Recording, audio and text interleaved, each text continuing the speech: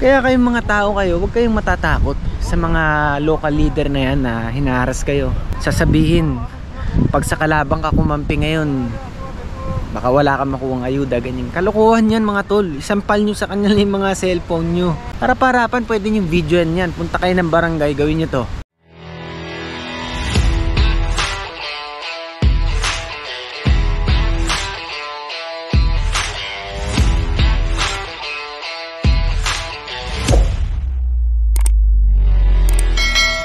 What's up guys, ito day 2 natin dito sa Busan.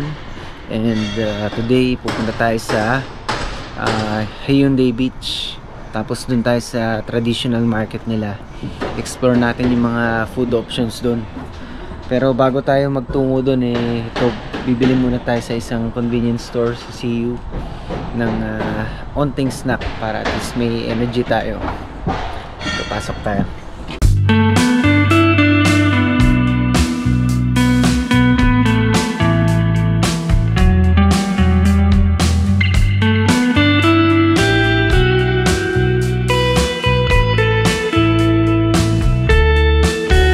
Na tayo sa may Haeundae Station at marami na ako nakikita mga establishment, mga building, mga restaurant. Meron din mga olive yang dito, meron mga E-Mart, Starbucks, Daiso. Yung bus naman mga 20 minutes mula dun sa Songjong bus stop. Tapos yun yung kaya importante yung sabi ko sa inyo ng isang vlog, yung pag meron kayo nung card, convenient kasi kahit di kayo mag taxi, mura lang yung bus dito, mga 1,500 won lang, so mga 60 pesos more or less yun.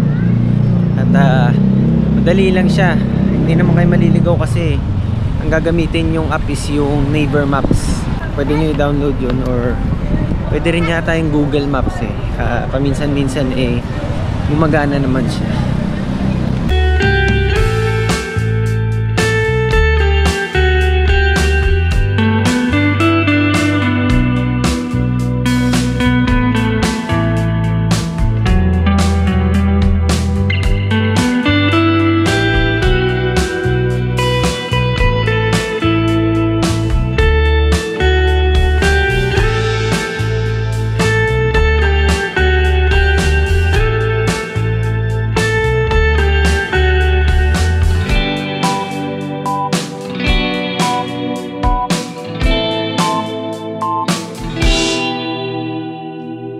We're now here at the Haeundae Traditional Market. Hanap lang tayo ng ating mga kainan. Meron dito mga fresh na seafood. Kikita nyo.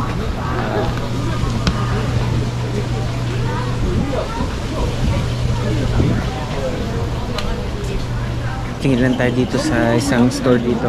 Maraming mga huts So, check lang natin para at least makita nyo rin yung mga paninda nila.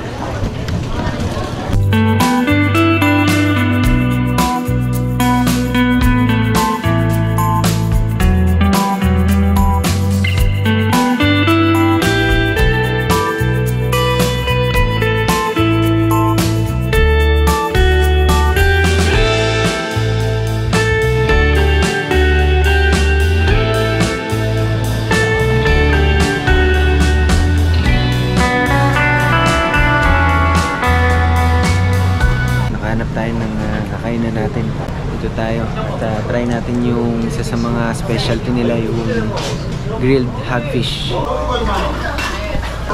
So ito yung orderin natin, yung specialty daw nila, best seller daw dito itong grilled eel.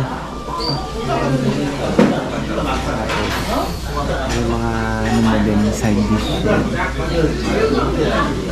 kimchi, bean sprout tsaka lettuce.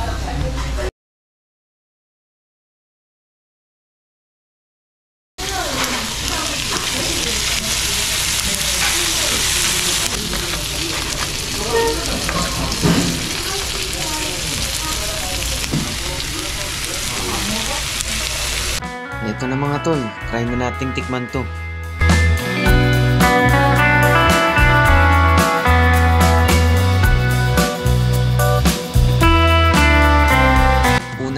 palang mga tol, napakasarap na talaga. Nagulat ako kasi hindi ko na-expect yung napaka-smoky flavor niya na hindi ko inaasahan sa isang isda.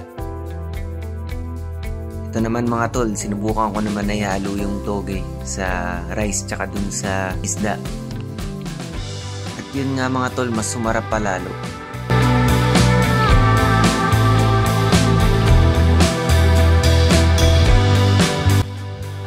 Ito, sinubukan ko rin nilagay dun sa lettuce. Parang samgyup style.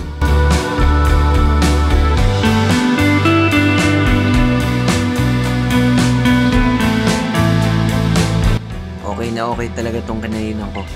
Medyo mahal lang, pricey kung mag-isa ka. Kasi 40,000 won siya mahigit, kasama yung rice. Pero kung dalawa kayo, kasya na sa inyo to dahil malaki naman yung serving nila. Sarap ng kinain natin. Isa sa mga pinakamasarap na natikman kong seafood yung kinain kong grilled eel. Kasi yung flavor niya kakaiba. Meron siyang smoky flavor na unique taste. Tapos yung texture niya, yung pagka-chewy nung isda. Tsaka sarap. Sasama mo pa nung sauce nung sa ano, yung sa parang samgyup. Try naman natin tong nakita kong dessert dito, yung hot dog pies. Para siyang pancake. So nakita nyo naman pinipilahan, kaya try din natin syempre. Yung price nung binili nating hotdog pies 2,000, mura lang. At habang naghihintay kasi medyo matagal pa, bili muna tayo ng coffee dito sa Mega Coffee.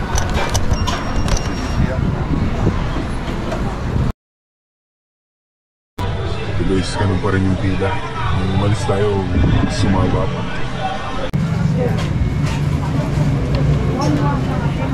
Oran natin yung honey hot dog pie natin after mahigit 30 minutes ng paghihintay. Hindi naman tayo talaga pumipila ng ganong katagal, pero para nga matry yung, yung experience yung gusto natin dun eh. Yan, pero tikman natin yung mismong hot cake, masarap talaga siya. At kung worth it pilahan ng ganong katagal. Try natin isang agad muna.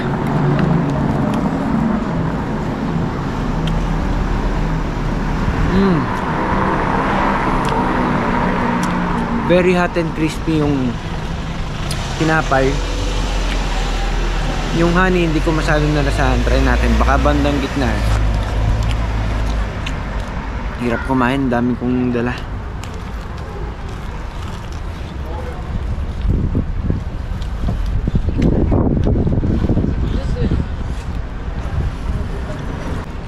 Sarap siya guys. Hindi ganong matamis yung syrup, yung honey syrup sa loob. Tsaka nagko-complement dito sa kapeng iniinom ko. Mainit yung bandang gitna. Pero masarap guys. Try nyo din ito pagka napunta kayo dito. Dito na tayo sa beach.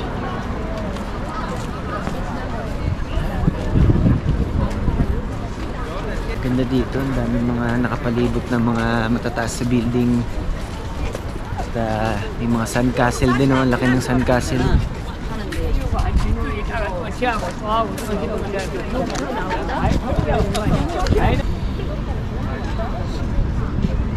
Yun po, yung layon, tsaka itong sa gitna, magaling itong gumawa nito.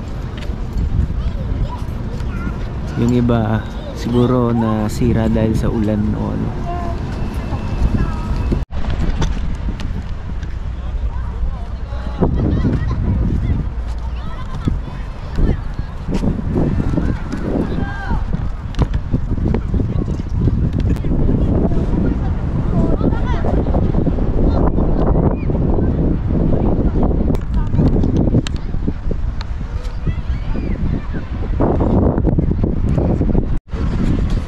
So ito, habang naglalakad tayo dito sa beach, magkwentuang usaping bahin muna tayo ulit. Kasi importanteng talakayin natin itong mga to every time, lalo na papalapit yung eleksyon. Tsaka kahit na hindi eleksyon, importanteng may pakialam tayo sa ating bansa. Kasi ang future ng inyong mga anak nakasalala yan sa mga iluluklok nyong mga leader, sa mga politiko. Dalawang pagkakaiba mga tol ng salitang leader tsaka politiko. Para sa mga hindi nakakaalam nito, ang politiko kasi pag sinabi niyong ganyan, yan yung mga nauupo sa gobyerno, nakapwesto, na ang iniisip lang nila ay yung mga susunod na eleksyon, kung mananalo ba sila, kung ano yung mga tatakbuhin nilang mas mataas sa posisyon nila ngayon. Yan ang mga politiko. Pero pag sinabi nyong leader, yan ang talagang maganda, kasi ang leader, yan ay tumatayong bilang parang isang ama ng isang bayan. At ang iniisip niyan ay ang kapakanan ng mga anak niya, which is yung mga constituents niya. Kaya mas maganda kung magkakaroon tayo ng mga leader, hindi mga politiko. I mean, kung talagang pipulusupuhin natin, no, talagang politiko, parehas yan leader. Pero ang nakatatak sa puso ng bawat isang politiko dapat ay ang pagiging leader. Dahil pagka ganun, ang iniisip nila ay ang kapakanan ng kanilang kapwa, hindi yung mga pansariling interest nila. Kaya eto, sa usaping lokal naman, sa mga nababalitaan ko ngayon, dahil yung mga nagtatrabaho daw sa mga city hall, sa mga iba't ibang mga city government, no, masyado daw pinopoliticize yung mga nangyayari sa kanilang mga lokalidad, sa mga barangay, na ang gusto nila yung makikita nila yung mga tao sasapi sa kanila sa mga political events nila, para nang sa gayon pag kami mga ayuda, sila yung mga bibigyan, ipaprioritize. Pag kami mga medical assistance, ganyan siguro, sila yung laging mabibigyan. Ang pangit naman ng mga ganun mga tol, kung kayo mga nagtatrabaho sa mga city government, no, wag nyo masyadong pinopoliticize yung mga tao, kasi hindi nyo pera yan, hindi pera ng mga amo nyo yan, pera ng mga constituents yan lahat, pera natin yan lahat, mga taxpayers money, ha? Kaya wag nyong pinipilit yung mga tao na sumama sa inyo, na hinaharas nyo porket yung mga boss nyo sinasamba nyo, na akala nyo forever sila sa pwesto. Kaya kayong mga tao kayo, huwag kayong matatakot sa mga local leader na yan na hinaharas kayo, na sasabihin pag sa kalabang ka kumampi ngayon, baka wala ka makuhang ayuda, ganyan. Kalokohan yan mga tol. Isampal nyo sa kanila yung mga cellphone nyo. Para-parapan, pwede nyo videoan yan. Punta kayo ng barangay, gawin nyo to. Pagka hindi kayo pinansin, sabihin nyo, bakit ganyan kayo, bakit unfair kayo, masyado kayong bias sa mga kakampi nyo. Yung ayuda na yan, pera namin yan. Ganyan ang sabihin nyo, diba? Taxpayers money yan, nararapat yan na ibigay talaga sa tao. Walang pakialam ang sino mong politiko dyan. Yung mga medical assistance, karapatan nyo ng kahit sino, kahit kalabang ka o kakampi. Ha? Ano pa? Yung mga mabibigyan ng trabaho ka mo sa City Hall, karapatan niya ng kahit kalaban. Sa Pasig, si Vico, yan, kahit mga kalaban niya, kita nyo, nagtatrabaho pa rin. Yan ang dapat talagang tularan. Isa sa mga politikong dapat tularan. Mayor Benjamin Magalong ng Baguio, lumalaban sa korupsyon, ha? Itong mga example na to, mga dapat tong ginagaya. Alam niyo yung mga sinasabi niyang expose, yung mga ilaw sa kalsada, yung mga pinapatungan ng presyo na triple o quadruple pa minsan. 100,000 ang pinapatong bawat ilaw yung sa kalsada. Isang malaking kalokohan mga tol, na ganyan ang ginagawa sa ating bansa ng mga politiko na yan. Yan ang nakaugalian nila. At yung mga tao naman, ganun din, nakaugalian din na hayaan na lang. Kung hindi tayo kikilos, talagang bangkarote ang magiging ng bansa natin. Kawawa yung mga kabataan, kawawa yung mga bagong silang, mamumulat sila sa ganyang kind ng sistema sa gobyerno. Pagtulungan natin to mga tol. Alam nyo, ang dali-dali lang sana nito kung tulad dito sa South Korea, mga mamamayan dito, pagka may mali ang gobyerno pinupunan nila. Singapore, pagka ang politiko dun hindi nila sinasambayan, walang vote buying, hindi nila masyadong ginudyos na kumbaga yung mga politiko na yun ang dahilan ng mga papala nilang benefits. Hindi, kasi right nila yun as citizens. So ganyan din ang mentality dapat ng mga Pilipino. Iangat nyo ang mentality nyo, no, para at least isang araw nga tulad ng ating pangarap at yung movement na nilunsad ko, no, kahit sa pangarapan lang yung Make Philippines Better Than Singapore movement. Dahil talagang pag nangyari yan, magiging maganda na ulit ang buhay ng bawat isa sa atin. Yung mga OFW, hindi na mangigibang bansa, mabubuhay sila kasama mga pamilya nila. Napakagandang isipin lang mga tol, pero kailangan may gawa din. Hindi tayo puro salita, hindi tayo puro plano, hindi puro drawing, ika nga. Kailangan sasamahan natin ng pagiging concern sa ating bayan at sa ating kapwa. Hindi na tayo dapat maging takot sa mga nangyayari ngayon, mga political persecution sa ating bansa. Kailangan mag-stand up tayo for what is right. At hindi naman magtatagal ang Diyos, kikilos yan. Hindi tayo pababayaan ng Diyos. Yung mga naghahari-harian ngayon ng mga politiko, babalik na dala mesa, mararamdaman nila na yung ginagawa nila mga kahayupan ngayon babalik sa kanila ng taong bayan, na sila naman ang may tatratong mga basura. Akala nila forever sila sa pwesto, pero hindi mga tol. Ang Diyos sa itaas hindi natutulog yan. Umaga gabi, magnakaw man sila, political persecution man, kaliwa kanan ang gawin nila. Yan ang nangyari pati sa ating Tatay Digong, sa mga nangyayaring mga warrantless arrest ngayon sa ating bansa.